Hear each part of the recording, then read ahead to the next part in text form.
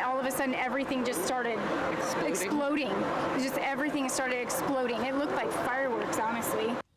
This morning, a Santee neighborhood is dealing with damage and a tragic loss after a small plane came crashing down on several houses, killing at least 2 people. That plane went down at the intersection of Greencastle and Jeremy Streets just after noon yesterday. News 8's Chris Groh joins us live from the neighborhood this morning with what we are learning about the terrifying moments leading up to this crash. Chris.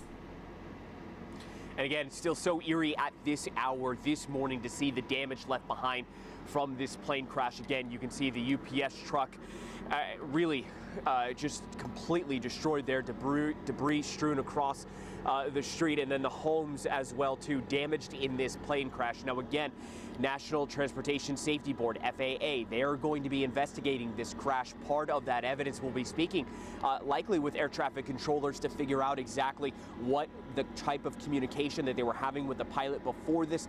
Were they completely disoriented due to that low cloud cover that we saw in our area?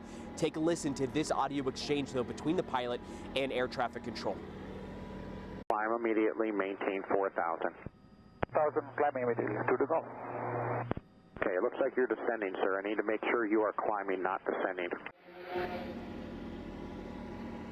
And again, you can hear in the audio there the controller trying to get the pilot to get to higher altitude, that they were flying too low. There likely was confusion, fear on the part of the pilot. Again, they believe that at least it could be because of disorientation. That is the early theory. Now, the pilot of the Cessna was headed from Yuma to Montgomery Field. As soon as the twin-engine Cessna crashed, you could see there in that video, explosion, fireball, just devastation, and also what we saw here on the ground, the flame, the fear from neighbors trying to help other neighbors. 2 people, again, were killed, 2 were injured.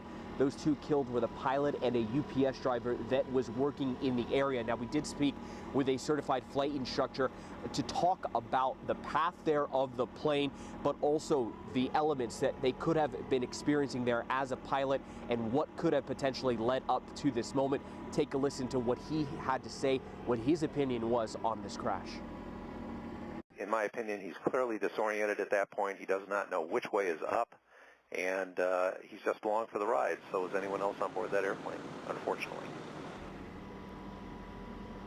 Now, the plane was owned by Dr. Sugata Das. That is something that News 8 has confirmed. According to some of the information that we have about Dr. Das, is that he was a cardiologist at Yuma Regional Medical Center and that he lived here in San Diego County.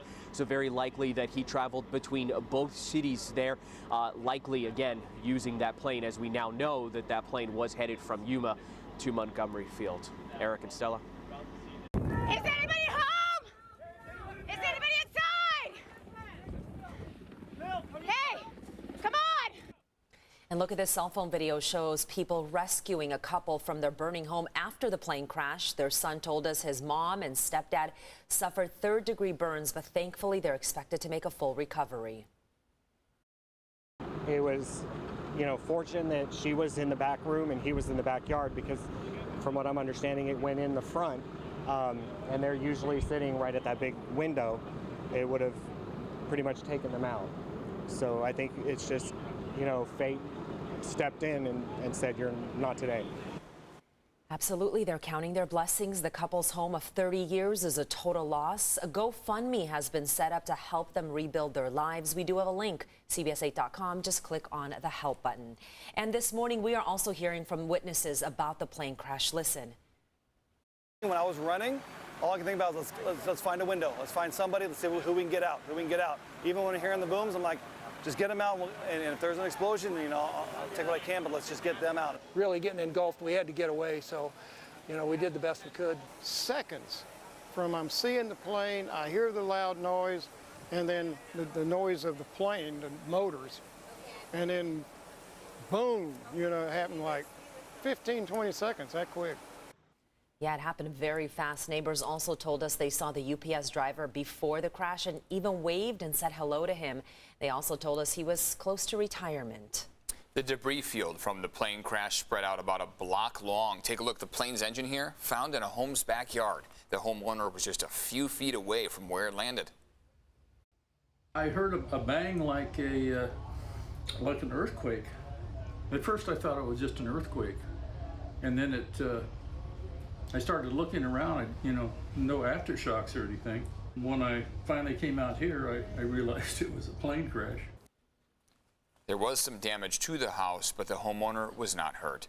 This morning, we're also hearing from the mayor of Santee about the incident. Mayor John Minto posted a video on Twitter hours after the crash, and here's part of that message. This was an absolute example of neighbors helping neighbors and community members helping in the immediate aftermath of the crash. Thank you. Mayor Minto also thanked first responders. He says the city of Santee is helping those who were hurt, lost their homes, or suffered property damage in the crash. Be sure to stay with News 8 for the latest on this tragedy in Santee. You can also follow us on our digital platforms for all of the updates. Let's go ahead and check in with Evan now for a look at our chilly start on this Tuesday. I got to tell you, we turned on the heater. Ooh, that's how you know. We got a little baby, got to keep her warm. Here we are, the fall season, right? 5 minutes shy of sunrise on our Tuesday. It's cold out there by far. Temperatures, some pockets of upper 40s. Inland across your mountaintops, we're looking at some 30s on there, so no big surprise as we kick off the day. It's a good idea to have a jacket with you as you head out the door, and we're really not warming up all that much into the afternoon. Here's where we are currently. We've got a lot of 50s, some 40s inland, 45 right now in Ramona, 49 in Escondido, 61 in Chula Vista. Today's forecast taking us to plenty of sunshine with temperatures primarily in the upper 60s along your coastline, mid 60s inland, and then cooling down. Deserts are only making it to 76 this afternoon.